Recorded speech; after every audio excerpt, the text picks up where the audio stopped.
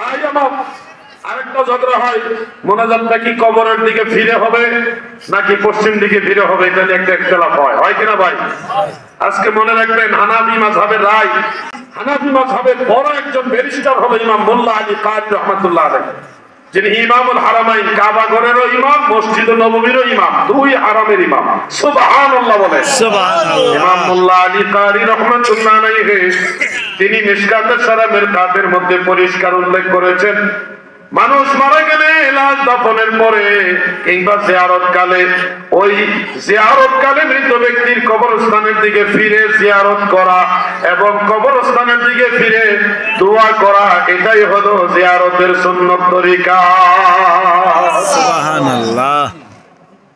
ফতোয়াবাজি নয়, আমল করতে হবে। আপনি যদি বলেন না আমি পশ্চিম দিকে করবো, তাও করেন, যা ঝগড়া করেন, পশ্চিম দিকে ফিরে করেন, কিন্তু আরেকজন কবরস্থানের দিকে ফিরে দোয়া করলে তাকে বাধা দেওয়া যাবে না। কেন যাবে না?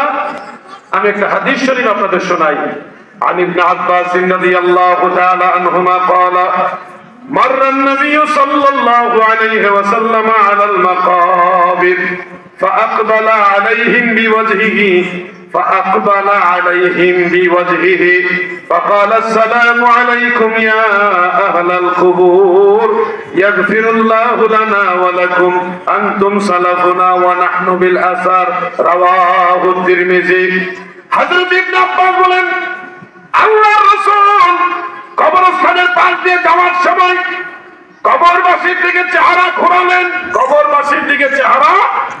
ঘোরালেন, এরপরে প্রথমে কবরবাসীকে সালাম দিয়েছেন, এরপরে দোয়া করেছেন ইয়াগফিরুল্লাহু লানা ওয়া লাকুম। কবরবাসীর জন্য সালাম এবং দোয়া দুটোই আল্লাহর নবী কবরস্থানের দিকে ফিরে করেছেন।